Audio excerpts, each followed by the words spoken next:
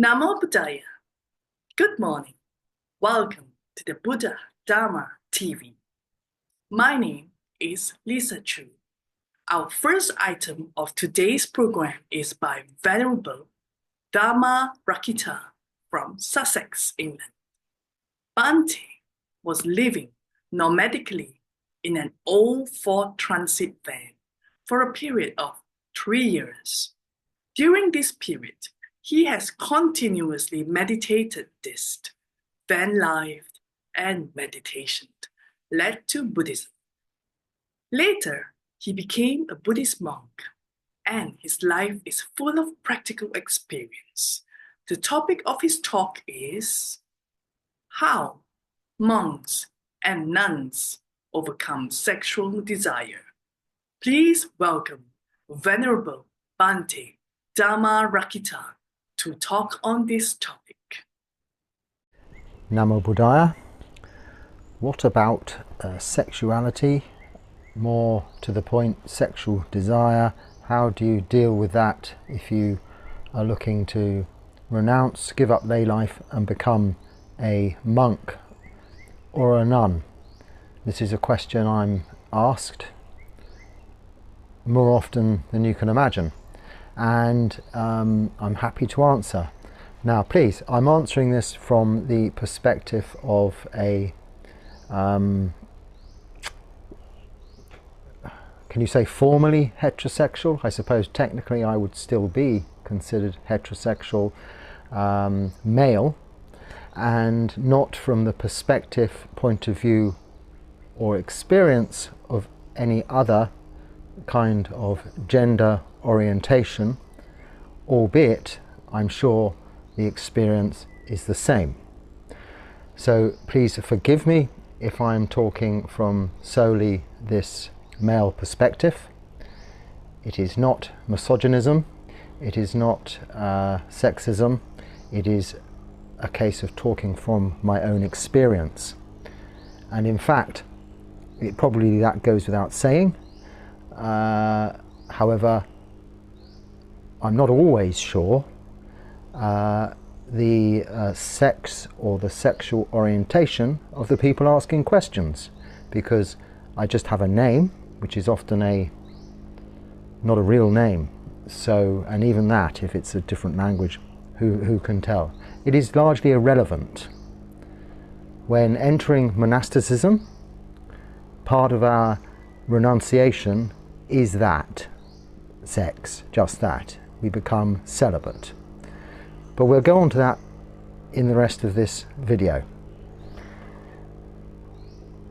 So let's get to the beginning before we can really understand and answer this question about dealing with desire. Because sexual desire is just another desire like any other. There are two main, would you say, carnal or animal desires in resonant in human nature, which are to survive, for the human species to survive. So this is the first desire actually, so there's one.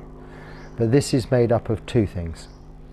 To eat, to feed yourself, and to procreate, to make other human beings.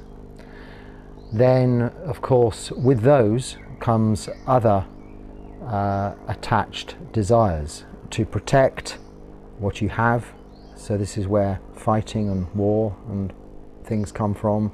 To keep what you have, which is where selfishness and to some extent greed comes from, and so on and so forth.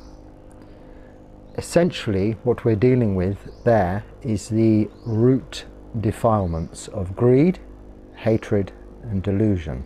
Delusion really just being a misunderstanding of the first two, greed and hatred, and all that we associate with in our lives. So the Buddha taught there's suffering and the end of suffering, and specifically in the Four Noble Truths, that there is suffering, a cause of suffering, an end of suffering, and the path leading to the end of suffering. Normally, at this point, I jump straight to the path leading to the end of suffering, because that brings about the way of diminishing, undercutting, eroding, getting rid of the cause, those three elements of greed, hatred and delusion. So that Noble Eightfold Path we would normally then break down into the practice of Sila, which is a moral virtue, Samadhi, which is meditation, and Panya, which is the development of the mind or wisdom. Specifically, right view, right intention, right speech, right action, right livelihood, right effort, right mindfulness, and right concentration. But I'm not going to do that today. We're going to get to the point. That is the point, that is the practice, Sila, Samadhi, Panya. But why? Why are we suffering? Because, as the Buddha said, there is a cause. So, Four Noble Truth number 2. There is a cause of suffering. What is the cause of suffering? I ask you, but I'm not going to get an immediate answer back. The cause of suffering is desire. However you dress it up, it is expectation, it is hope, it is disappointment, it's all of these things. But we'll look at it right now, how desire works. Firstly, this can be broken into two parts. There are two forms of desire. I have some Pali words. I try not to use too many Pali words, but some Pali words are very useful because they're more descriptive. We have one word for desire, for instance. In the Pali there are two, which is how I can break desire into two things. I could just say there's wholesome desire and unwholesome desire. But that gives an association to some desires which don't really seem morally wrong or unwholesome. Like, for instance, the desire to have a pizza and a beer whilst watching a movie this evening is not a morally wrong thing to do. Nothing wrong with that at all, and quite a common practice on, I think, a Saturday night.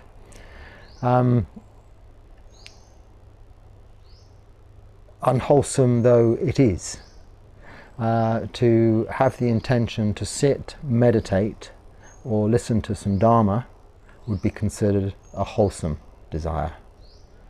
So unwholesome desires are described in the Pali word tanha, which is like thirst and is more associated with craving. And you know, craving has no positive connotations. It is a kind of, I need this, I really want this. It's not a, oh, I'm looking forward to having that later.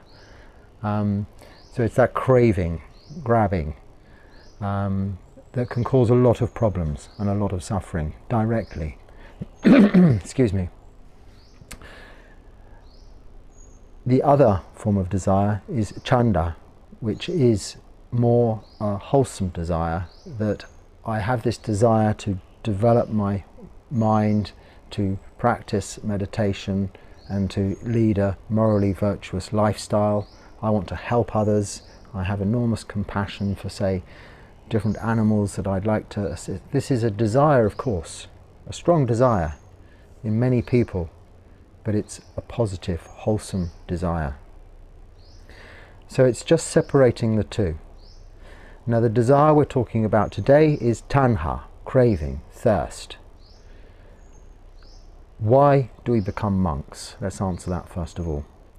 We would wish to become free of suffering within this lifetime. So we're taking the fast track towards, if you want to call it enlightenment, you can call it that, or the path to Nibbana. Why is it the fast track? Because we get rid of a lot of the obstacles that we face as human beings with human nature, with those carnal desires of wanting to procreate and to feed ourselves and to protect and survive, we get rid of a lot of those tanhas, those desires, those cravings, those what we consider needs but are only wants. You only want a pizza and a beer and to watch a movie. You don't need that. If you're hungry, rice and dal will do. For instance, for most of 2.5 years just recently in India, I've not been in the monastery, so I've been living outside, relying on a meal called prasad, which is the sort of the Indian equivalent of the English soup kitchen. But rather than soup and bread, you get rather thin dal and rice and dal, and that's being nice. But it's good, it's substantial, it's clean, it's fresh, it's wholesome. There's some vegetables, but nothing much. But you can survive, you get rid of hunger. You still have the desire to eat that in the morning, so it never gets boring because you're hungry. As you know, we only eat once a day, so there are no other options really when you're needing your food to be offered for a monk living outside than to do that. So I had no problems there with that. Nutritionally I have suffered, admittedly, and I'm now having to catch up with some. I have a little bag of goodies here which I must finish before 12 o'clock today, which are replenishing my missing nutrients after quite a while. So this is the need to eat, and it is satisfied by supplying food, and then that need has gone. And one would get used to this situation, and there is no suffering. But now, and just take, this is how this actually came up for talking to you about this today. Every day, the food, we go on alms round, the rice is put in your bowl to its maximum capacity, in fact overflowing, and other foods are offered, and an assistant comes along with us, a layperson, collecting it all together. It's brought back to the monastery where more is offered, and then we sit, the monks, on a little platform, and it's pushed along after it's offered on little trolleys. But you never know when the trolley train will end, because the trolleys go this way and that way out there and then can be replenished and continue. So what do? Do you do you hope, if you just put a little bit of the first thing that comes along, because it all looks very nice and tasty, do you just put a little bit in and hope some more comes? Or do you max out just in case it doesn't? This is greed showing itself, manifesting itself in me, the monk.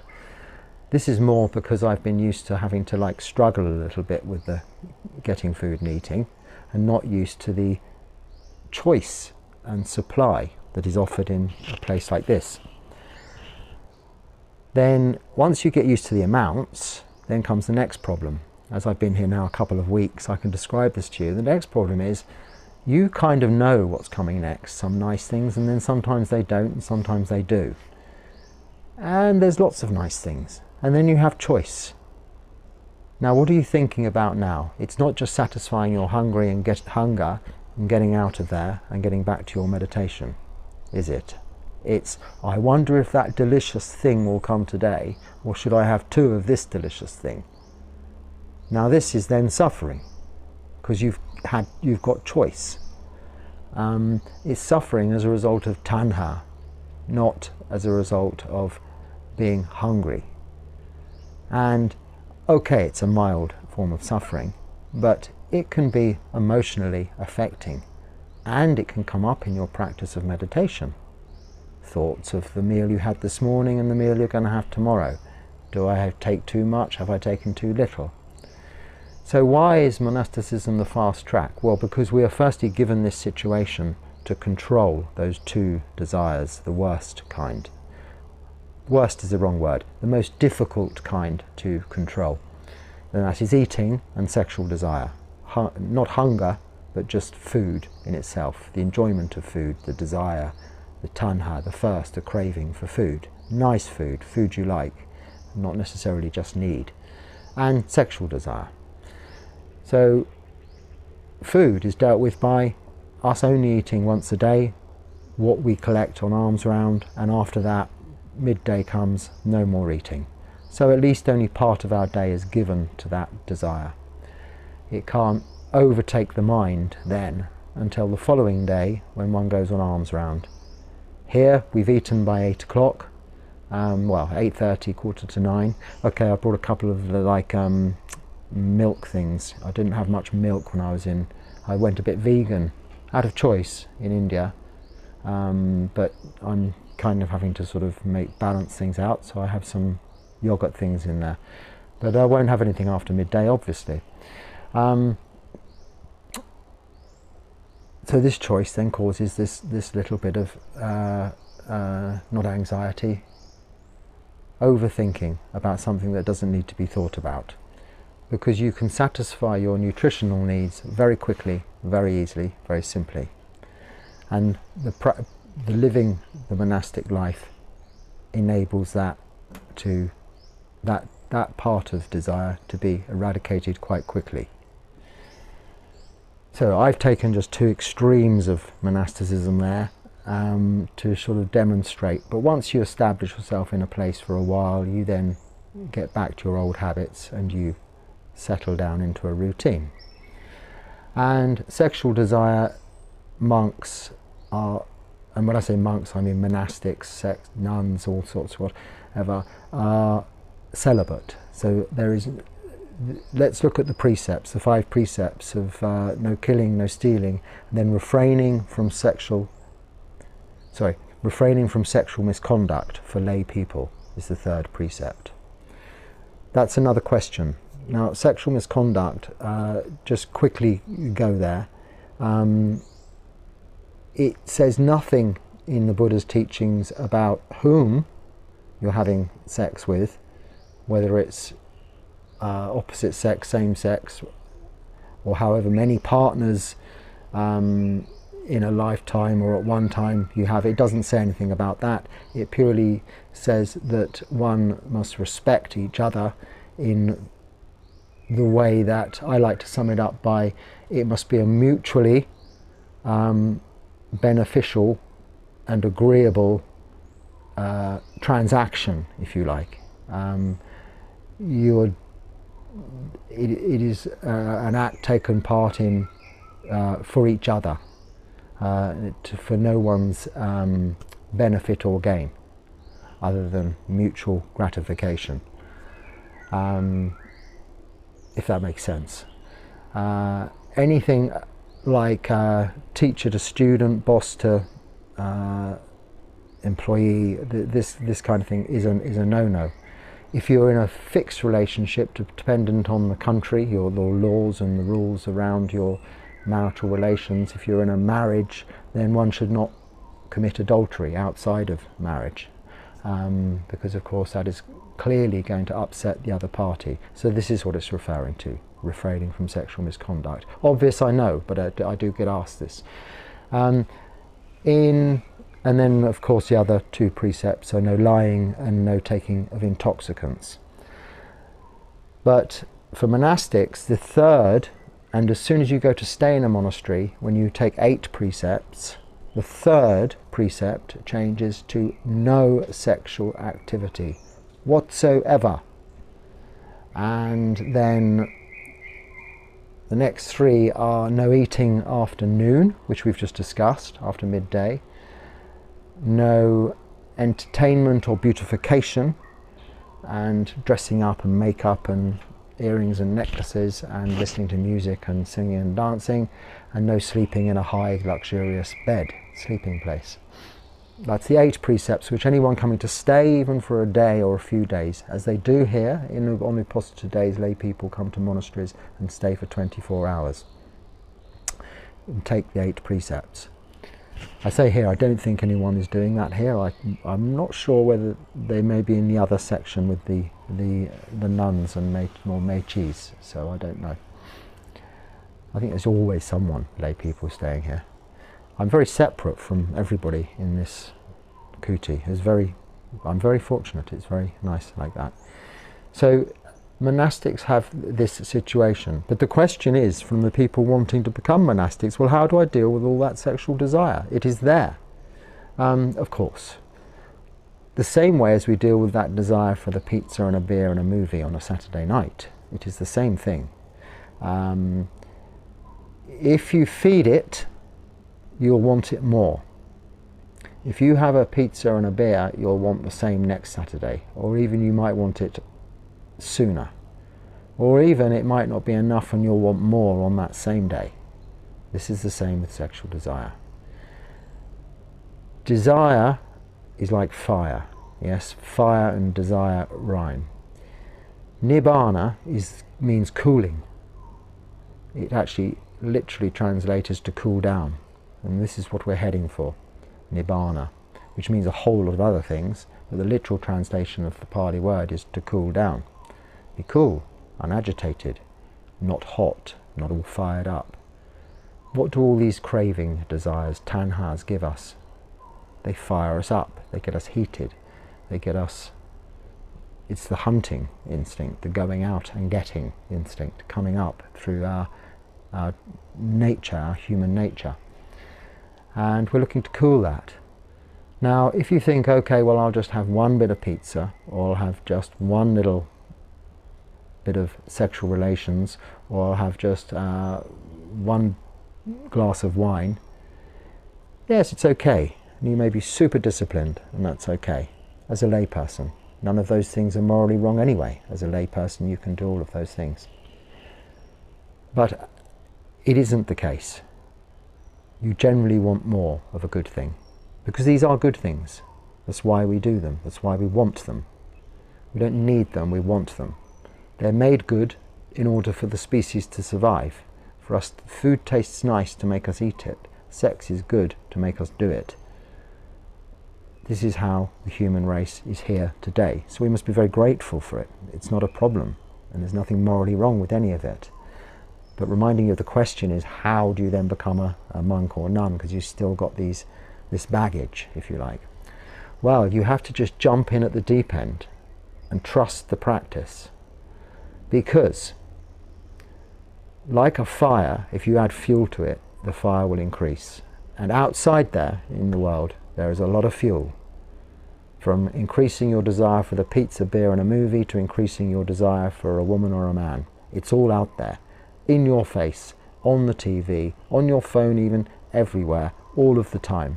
Even without those things, with each other, interpersonal relationships, men with women, women with men, women and women, men and men, so on and so forth. It's there. In the monastery, it isn't. And for a long time, as a trainee, even a bhikkhu, you're not allowed out of the monastery. So you're only with monks. There is no media, there is no TV, there is no movies, and you have Dharma talks, you have meditation. So to some extent, you're not looking at it, you're not adding fuel to the fire, but you're also not suppressing it. Don't get me wrong, you must not try and suppress what is only naturally human, but what you must do is understand it. And when I say understand it, understand that the desire will arise. It may hang around a little while, but it will go away. And when it does, you can congratulate yourself to say, I didn't act upon that desire. I didn't go and get that pizza, that beer, or watch that movie. I just sat here, saved all that money, and I'm actually not hungry. Didn't I do well? Or, if it's the other matter, you didn't do whatever you were going to do to satisfy that desire. And either thing wouldn't have done any harm to anyone. I agree. But in terms of cooling, reducing desires for the future, it wouldn't achieve that. It would only add fuel, even if it's only subtle and underlying, to those desires for the future. Now take yourself to the end of your life. You heard me speak yesterday or the day before, maybe a week ago now, about the man I went to watch dying. This is Uposita. So tonight, I think, we're going to see the dead man. I think probably Nisachik, which is the all-night sitting practice that monks do. We stay up all night on the Uposatha meditating. We will be doing, well, just me and this other monk, one other monk, meditating with this dead man. Yes, so this is a practice in Thailand. It's to really generate the sense of urgency in our practice. This is why monasticism is the fast track method towards becoming free from suffering. So Maranunasati, the contemplation of death, is very important. Not in a morbid way, but as the true reality of our existence. So tonight when I'm with this man, I will be looking, seeing how a week of worths of decay and what have you has gone on, and understanding that this is me in a few years' time. It's you also, and the monk next to me, and whoever's going to be making the coffee, I hope, all night long. This is a contemplative meditation. It's very real. It's there for the reason of giving us a sense of urgency, because the Buddha said the days and nights are marching relentlessly on. How well are you spending your time? And I've probably got those words quite wrong, and some monks can quote it in Pali and all sorts, but along those lines, how well are you spending your time? And I've mentioned this before on these day before Uposatha day, on the 15th, 14th, 15th days of the month. As I see how quickly the last 15 days has gone by, how much have I spent that time in meditation, in contemplation? How much have I spent that time reflecting on each day, on what I've done that day? This practice of being with the dead, understanding the nature of this, brings us back into the real nature of our impermanent bodies, and therefore an understanding of this desire and the problems it can cause. Because let's say we've always satisfied that desire of this pizza, beer and movie, or gone out and satisfy our sexual desires with others or alone. However, when you get to this end of life situation, if you are unfortunate enough to be hanging around for some time, or even if you just get to an age and are quite healthy in other respects, many of these activities that you enjoy now will not be available to you, either physically from yourself or certainly from the point of view of others joining in with you. But if you've fueled that desire all of your life, then you're going to have an element of suffering to deal with at that stage of events. And it's a suffering because it's a desire at that point then that you cannot satisfy. So these tanha desires, thirst desires, are all insatiable, unsatisfiable, which is why they are dukkha, unsatisfactory. Whereas the desire to meditate or lead a virtuous lifestyle is something that is achievable. You can always meditate, it doesn't run out and it doesn't cost anything, and even on your last breath you can be observing that breath. And if you've learned how to, enjoying that breath as much as the pizza, the beer and the movie and the other things. So if you've arrived at the end of your life with all of those pleasures in that one breath in, even if you're dead before the breath out, you've died smiling. You couldn't have had the pizza, the beer and the movie, or the lady in the bed with you, or the man, or the whatever, but you've always got the breath. And the practical aspect of developing this cooling of that desire is just a matter of shielding, guarding our sense doors of seeing, hearing, smelling, tasting, touching, and thinking about these things. If you spend your day looking at pictures of pizza, beer and movies, smelling the cooking pizzas and tasting, imagining the taste of beer and all of these things, you're going to be fueling that desire. So you divert your attention away from that and your conscious awareness towards something wholesome. If it's too difficult for you to concentrate on your meditation object as a result of the overwhelming desire for some kind of food or gratification, then you can either listen to the Dhamma or you can take the opposite approach. This is where death contemplation comes into being. I'll use the example of a man and a woman because this is my experience. If you see a beautiful woman, which you do not see when you're in the monastery, but if you're going out and you were to go into the wrong sort of places and see perhaps on beaches, for instance, public beaches, there's a very nice private little beach here. No one's allowed there, just these 2-3 monks. But if I was to go a little way up the road, I'm sure there would be beaches with ladies with next to nothing wearing on. Didn't say that right.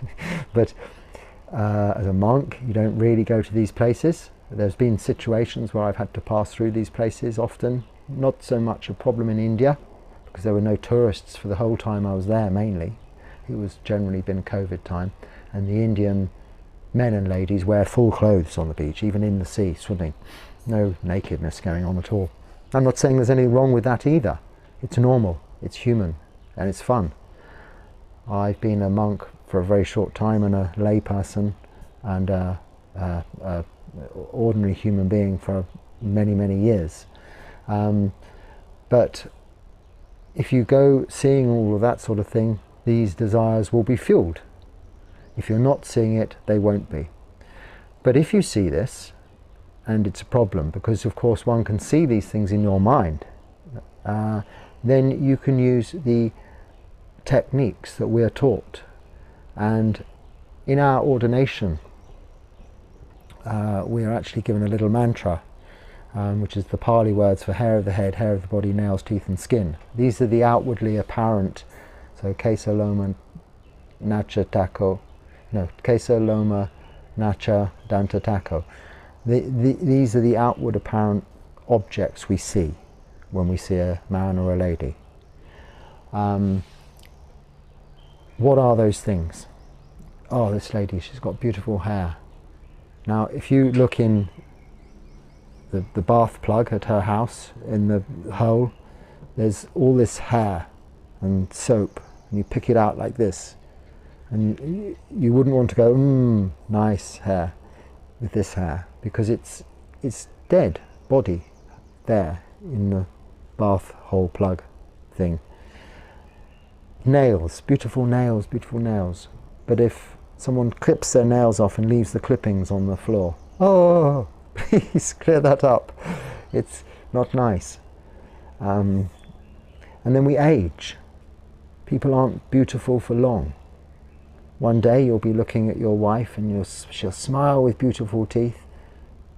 It won't be long, one day you'll look at your wife, she'll smile and she'll go, and take them out. Put them in a glass, bloop, right next to you, in the bed. Oh, what are you going to do? This is what we have to realize. And by being with the aged, by being with the dying, by being with the dead, it comes to reality what these bodies are. They're bags of skin. And in our chanting, we chant, and here the Thai lay people also chant this, not just the monastics.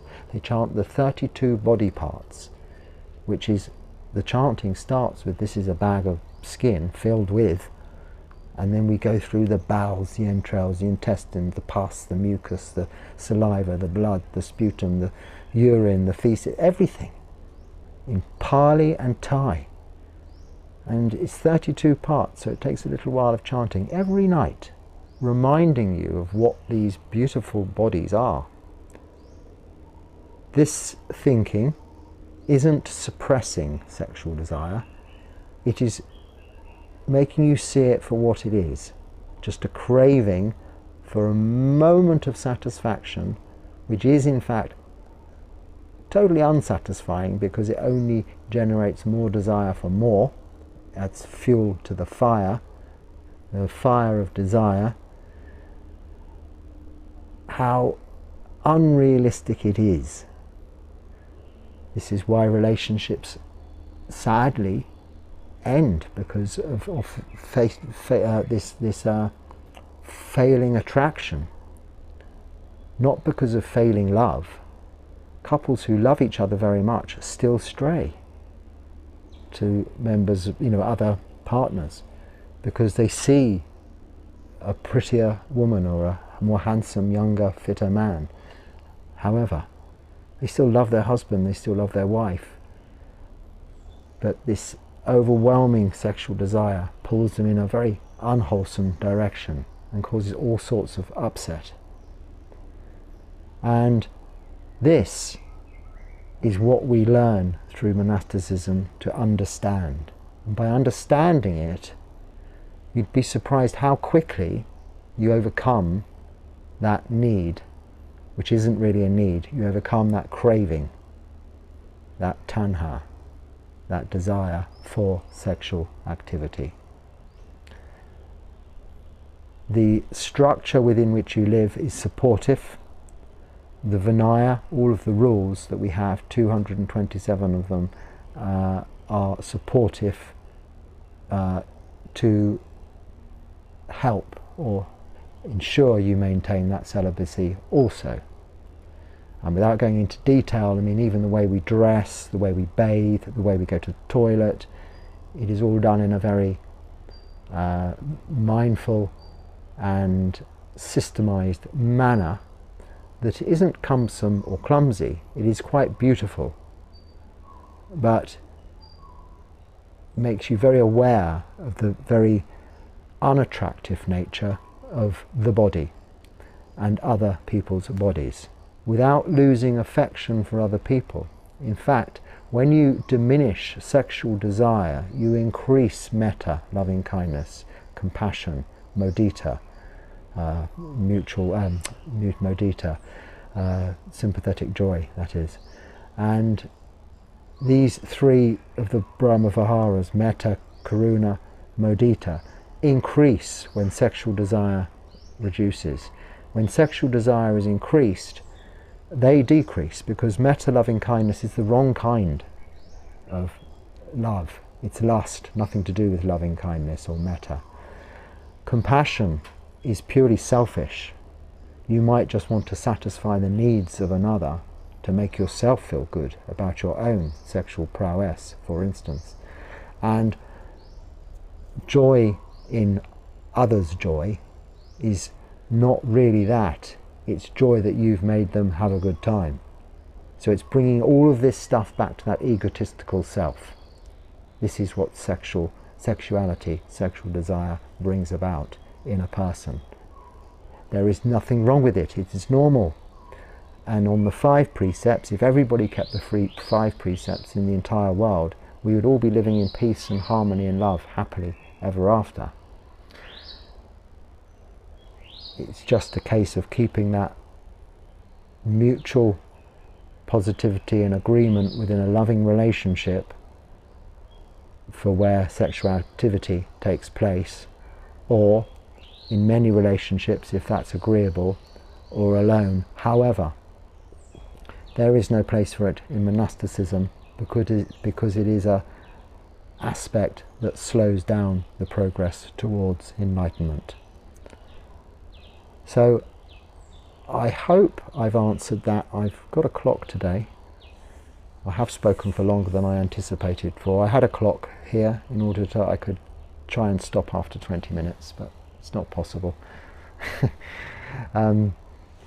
Maybe I didn't really pay attention to what the time was when I started.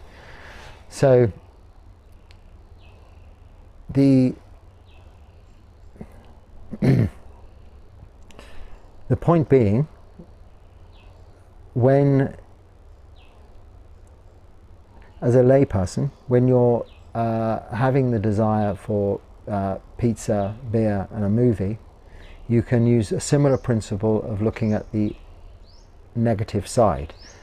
We desire this taste, we desire the effect. If you look at the effect of the beer the next day afterwards, or the effect it may have of wanting another one and then it leading to a whole lot of trouble, Or even you just look at the principle of a pizza. Well, it's nice when you pick it out of the box, it's nice when you put it in your mouth, but if you chew a bit up and spit it back out on the plate, do you really want it? No. This is again a way of not suppressing the desire, but putting you off. Like imagining your beautiful woman or beautiful man as an old man or a dead man, or an old woman or a dead woman, or a woman whose hair's falling out and teeth are rotten, or a man whose eyes have gone all white and gooey, then you know it helps with the softening of that desire, and therefore the dampening of the fire, and you cooling towards Nibbana. As monks, the surroundings, the practice, the rules, the Vinaya, that is, and our lifestyle does that for us. So we can concentrate on watching our mind and seeing when these things arise, how they manifest, how long they stay, and watching them pass away in the assurity that we know that they will. And by not acting upon those desires, we don't add further fuel to the fire. So very quickly those desires, I'm not saying they don't arise at all, but the need to act on them does not arise, and the desires arise less often. And in fact you develop so much more overwhelming metta, karuna and mudita for all beings, seeing all beings and human beings like your brothers and sisters and mothers and fathers. And this kind of love is not a sexual love. This kind of love is a mutually beneficial relationship, and all beings become that when you adapt your tanha and cool it into chanda, which is this wholesome desire. So all people don't become all walking skeletons or bags of skin. They become the same as you. You are as much a person as that is a person, and you aren't just one thing necessarily, but you have the respect for them and the love and the compassion for them without that attached attraction. It doesn't become an issue. So for anyone deciding or thinking about monasticism, if that's an obstacle, the way it works anyway is one starts in a monastery for just a few days, and then you go away, and then you try for a little longer, usually a few weeks, and then you go away, and then if you're allowed, because they watch you, they look after you, and you come back and you try for longer. So it's not really jumping in at the deep end, it's putting your toe in the water and trying it out. You can try it at home. It's a little more difficult in the outside world, but if you're going to succeed there, you can succeed anywhere. These things, phones, social media, not social media, I don't know anything much about that to comment apart from this thing, YouTube thing. What are you thinking? What am I thinking? What do you see? Oh, TV adverts like that come on the TV all of the time. God, I haven't seen a TV advert for such a long time, so I can't imagine what they are about now. But I'd imagine the same things, yeah, toothpaste or, I don't know, new cars, big furniture shops. They used to have in January adverts for furniture shops, I remember. Bed shops, lots of the adverts for those in January. Like everybody in January has to get new beds and new furniture, so they make everything half price, which seems to always be half price throughout the year if you ever go to these shops. This kind of thing. You know, this is all very disturbing.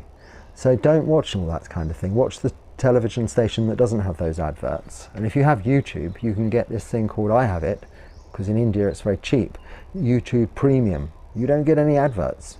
That's why I have that. So if I watch a Dharma talk, then mind you, monks talking, I don't think they get any adverts anyway, because who's going to want to advertise with us? We're telling you not to buy anything at all. You don't need anything. So surely no one advertises on my talkings. If they do, I'd be interested to know what they're advertising, because I can tell you now, you don't need it. Oh, that's probably got me banned. I better stop talking.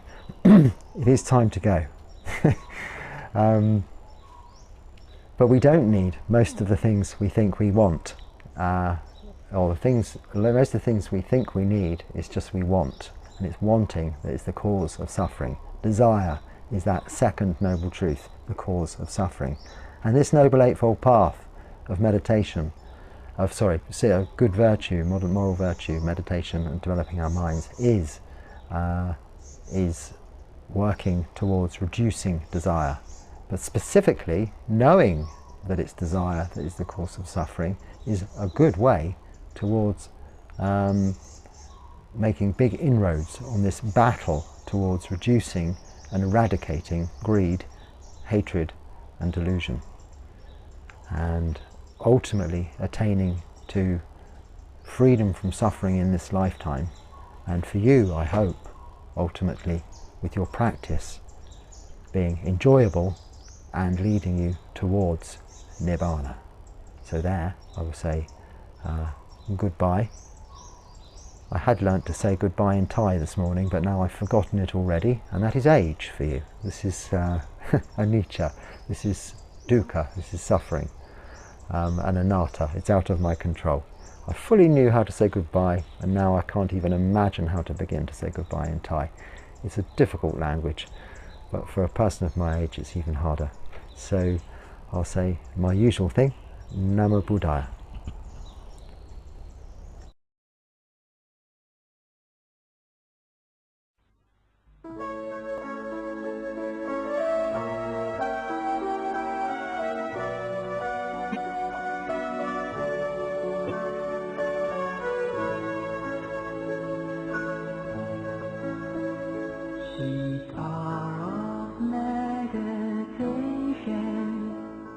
The quiet of peace, when from life's care and turmoil I find a blessed relief.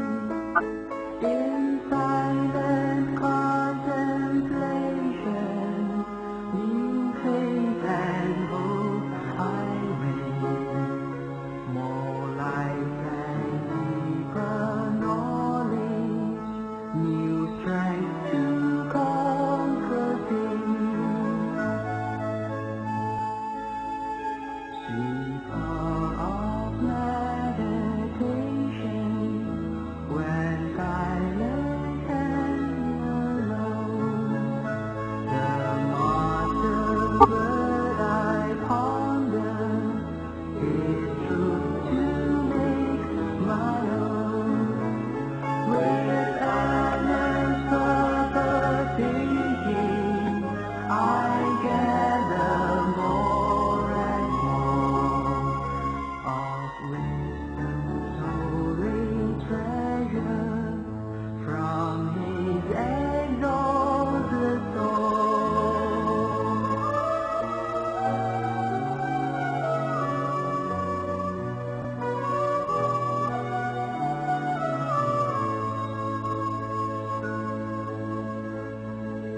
Sweet hour of meditation, when up there comes to me a vision of the Master beneath the bony tree, and with him in that virtue my spirit seems to share.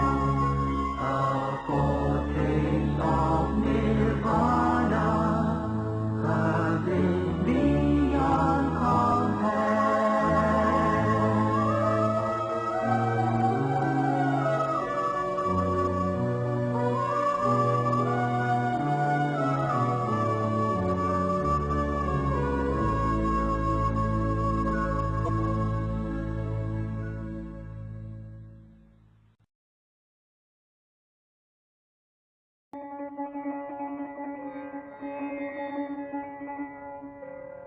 The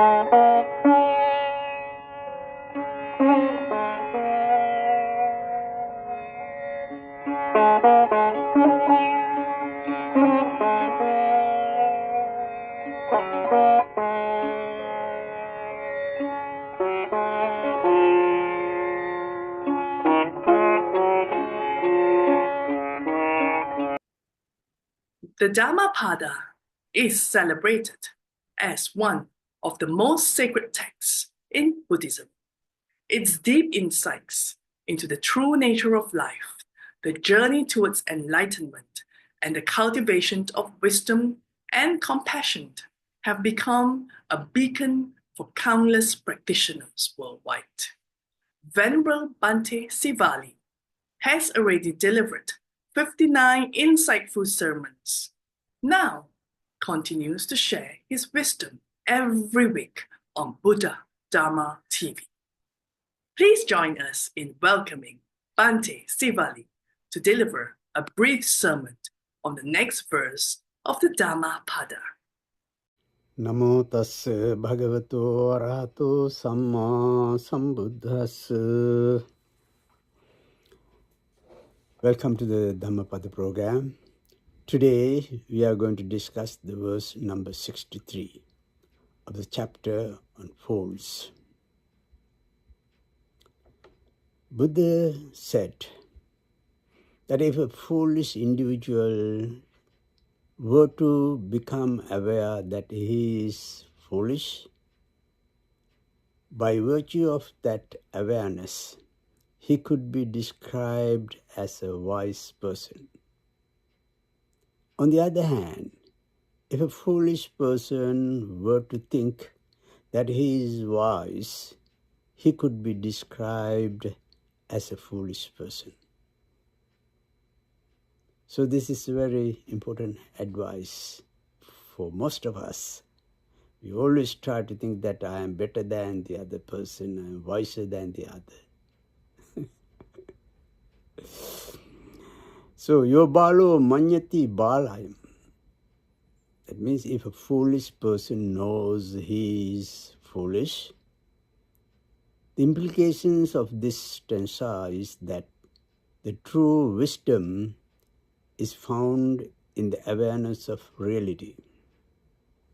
If one is aware of one's own foolishness, that awareness makes him wise. The basis of true wisdom is the right knowledge of things as they really are. Those who are foolish but are given to believe that they are wise are truly foolish, because that basically false awareness colors the totality of their thinking. A balo, the foolish person, a foolishness is the result of confusion, moha, and unawareness, which is called avijja in Pali. Unawareness is the primary root of all evil and suffering in the world. Veiling man's mental eyes and preventing him from seeing his own true nature. It carries with it the delusion which tricks beings by making life appear to them as permanent, happy, personal, and desirable. It prevents us from seeing that everything in reality is impermanent, liable to suffering, void of I and mind, and basically undesirable. Unawareness or avijja in Pali is defined as not knowing the Four Noble Truths, namely suffering, its origin, its cessation, and the way to its cessation. And the way to its cessation, the path to its cessation. As avijja is the foundation of all evil and suffering, it stands first in the formula of dependent origination, if you were to use the old form. Avijja should not be regarded as the causeless cause of all things. It has a cause too.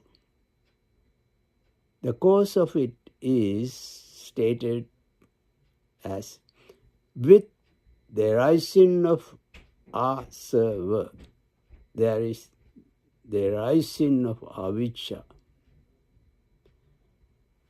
No first beginning of avijja can be perceived. We cannot see. Before which avijja was not, and after which it came to be.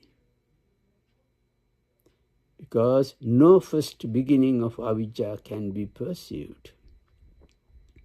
But it can be perceived that avijja has its specific condition.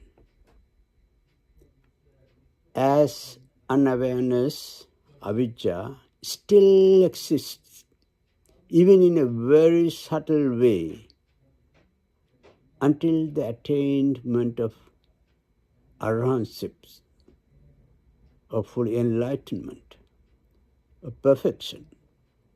It is counted as the last of the 10 fetters, which bind beings to cycle of rebirths. As the first two roots of evil, greed and hate, are on their part rooted in unawareness, and consequently all unwholesome states of mind are inseparably bound up with it. Confusion, moha, is the most obstinate of the 3 roots of evil. Avijja is one of the asavas, influences in English, that motivates behavior. If it is often called an obscurant, but does not appear together with the usual list of 5 obscurants. Unawareness, or the avijja in Pali, of the truth of suffering, its cause, its end, and the way to its end, is the chief cause that sets the cycle of life, samsara, we call in Pali, in motion. The cycle of life in motion is called samsara. In other words, it is the not knowingness of things as they truly are, or of oneself as one really is. It clouds all right understanding.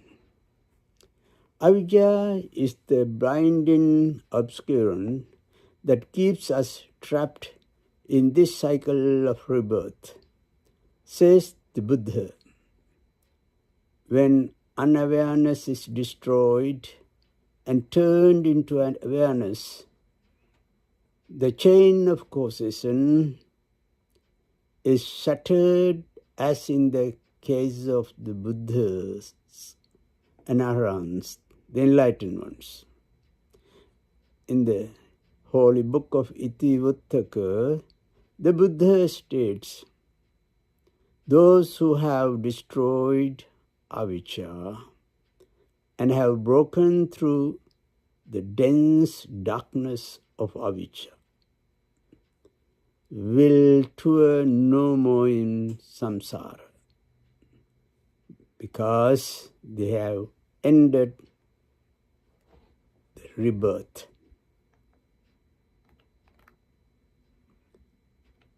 Therefore, it is important to understand who we are. The meaning of the Buddha's this verse that was the cause, the reason for uttering this. Balo yo balayam manyati tene so pandito vapi. Balocha pandita mani sove balo ti uchati. If a foolish individual were to become aware that he or she is foolish, simply because of that awareness, he or she could be described as a wise person. Also, on the other hand, if a foolish person were to think that he is wise, he could be described as a foolish person. So it's good to be aware, who am I? Don't let the avijja to control you. Try to win the avijja by wisdom. May you all be well and happy.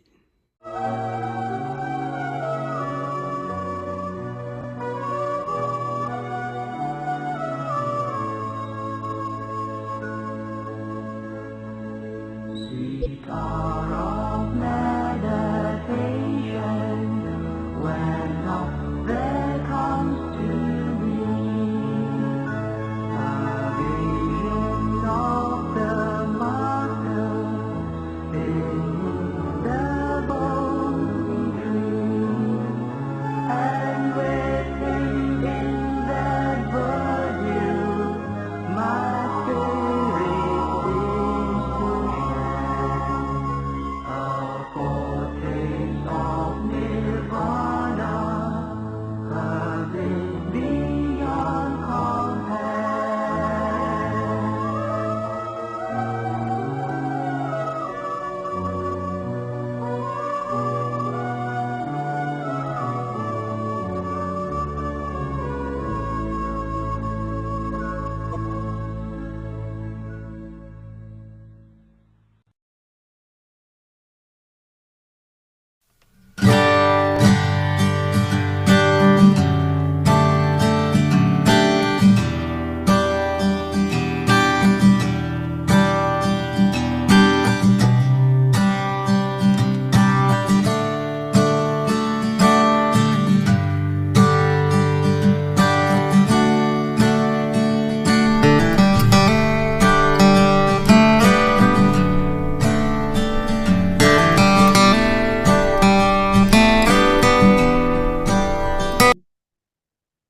Well, that ends today's program. If you have any questions or concerns, please contact us at info@buddhadhammatv.com. We work hard to share the noble, peaceful, and sublime teachings of the Buddha with you, and helping you pursue the spiritual path under his wisdom. Please encourage and support those interested in the rational and enlightened teachings of the Buddha. Thank you for watching. We believe our programs on the Buddha Dhamma TV will inspire peace lovers around the globe. Good night. Namo Buddhaya.